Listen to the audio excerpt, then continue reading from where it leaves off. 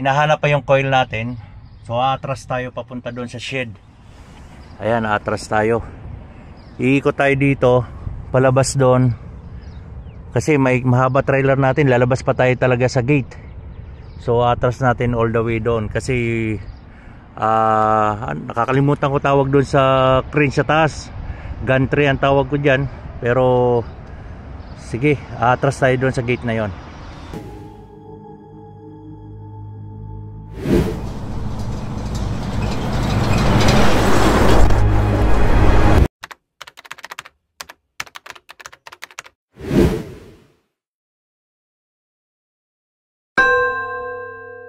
Good morning guys, nandito na tayo ngayon sa Port Erie, Ontario.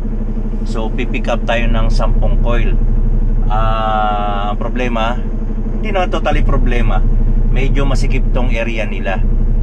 So nandito tayo sa location. Pupunta tayo dun sa shipping office. Hindi ko alam kung dyan tayo atras sa shed na yan, yung kulay puti na yan, or pupunta tayo dito sa likod. Ngayon yung area guys, itong area nya maliit lang sa Super B. So andun na yung pit natin Ngayon iikot tayo dito. Tingin ko iikot kasi may bakas ng mga gulong Then atras tayo dyan sa shed.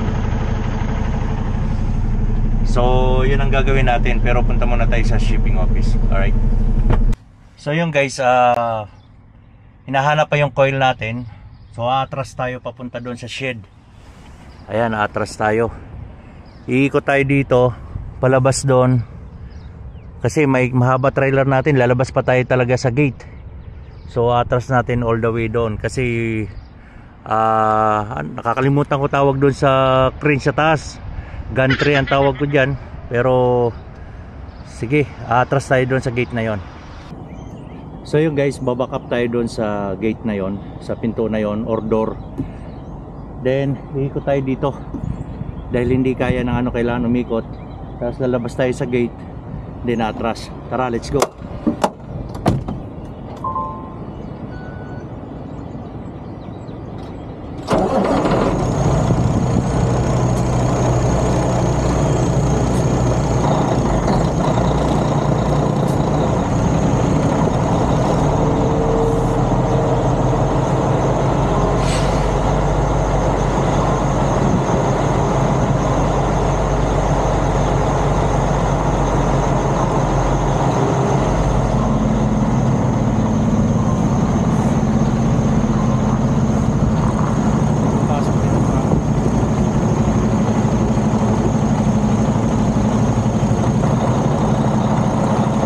Naglagay tayo ng Danix guys kasi may 4 na naka-skid, may yung 8 nakahiga na coil.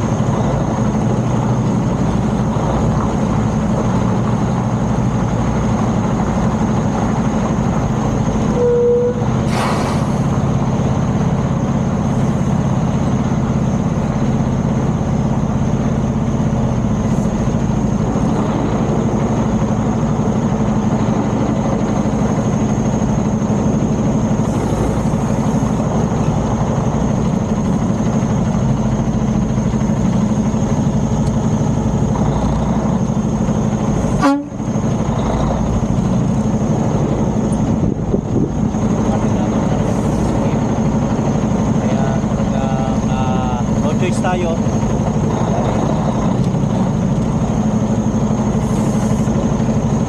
may lalagari na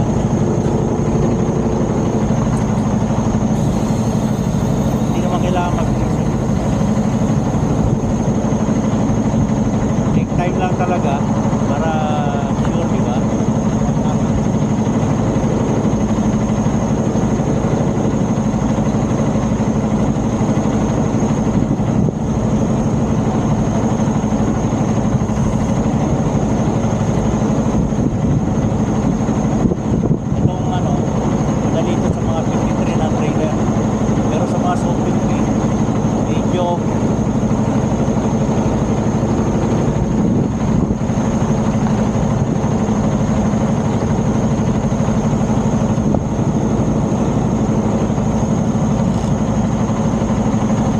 guys, kung hindi mo kaya i-atras ng super bean, pwede nyo putol-putulin isa-isa.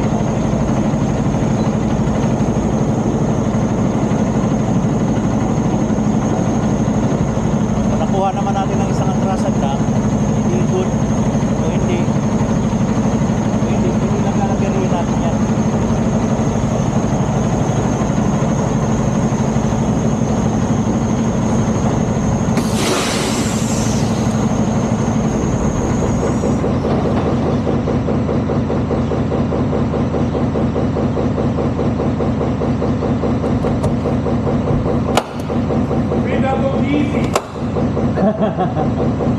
Okay, well there's two of the very back. Those are your heaviest two. Two back are your heaviest at 74.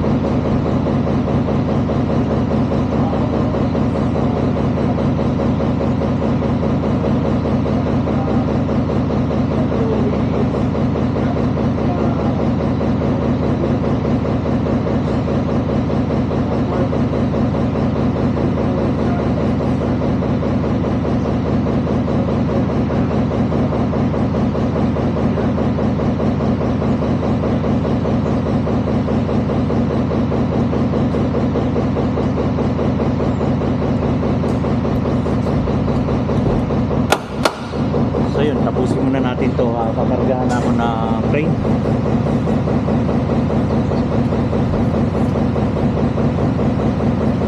Medyo mainit dito kaya mag-ano lang ako best.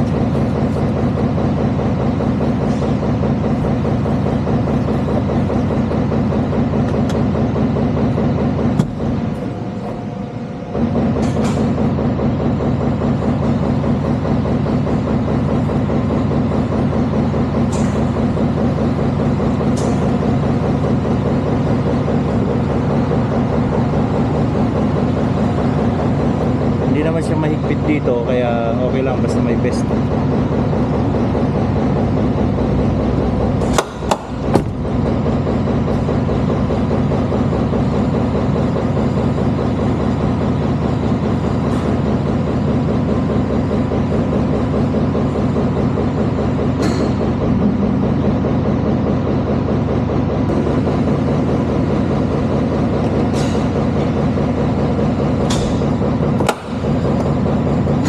Ganun lang guys, tapusin muna natin itong pagkakarga dahil matagal-tagal to, mabagal-bagal, kaya tirahin muna natin to.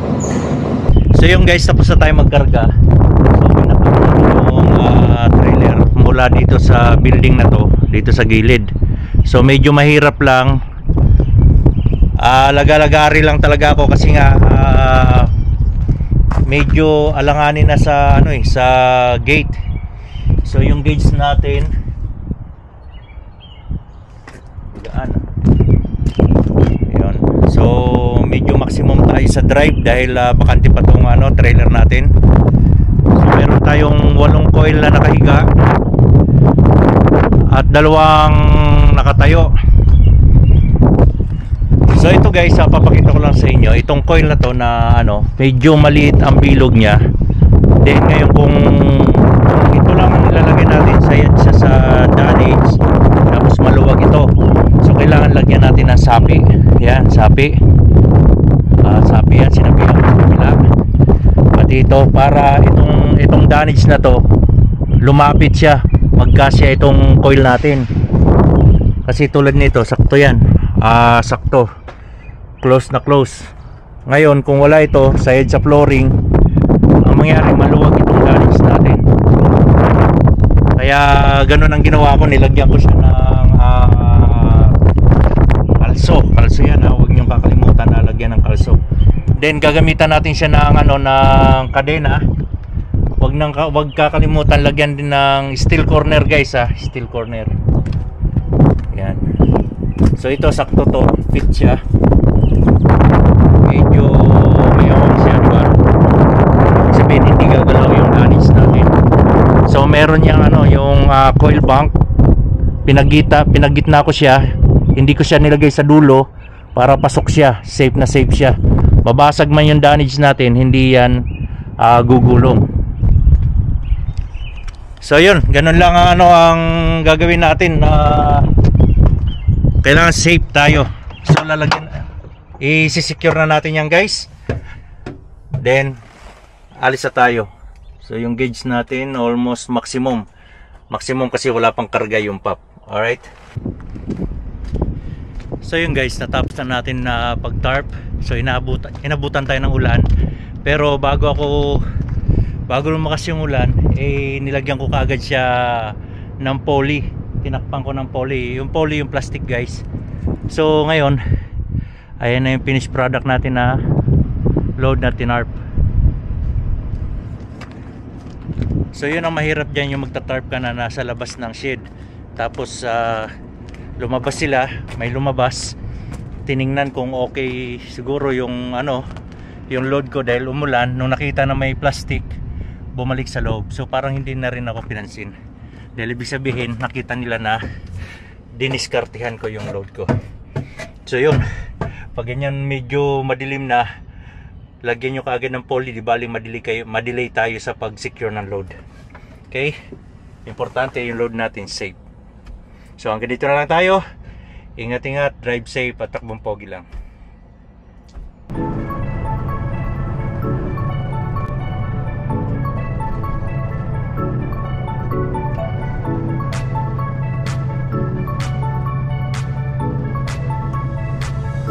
Sumama ka sa biyahe, ito ang biyahe ng buhay. Filipino Truckers Pro, takbong pogi lang tayo mga biyahero. Filipino Truckers Pro, siya ang kasama nyo. Sumama ka sa biyahe, ito ang biyahe ng buhay. Filipino Truckers Pro, takbong pogi lang tayo mga biyahero. Filipino Truckers Pro, siya ang kasama nyo. Isasama kayo saan man bumiyahe at magpunta. Filipino Truckers, kahit mabigat man ang dala, buhay dapat merong tiyaga. Mahirap man di atras, yan ang Pinoy laging malakas. Handa anumang dumating na bukas, di magpapatalo. Anumang ibigay araw-araw na kanyang trabaho, ipapakita niya sa biyahe. San man pumunta, makikita ang truck na kanyang dinadala. Kayo'y sumama sa biyahe, lahat ay kasali. Buhay truck driver, di pwedeng mag-arte, dapat madiskarte. Yan ang sikreto, sa bawat andar dapat laging alisto.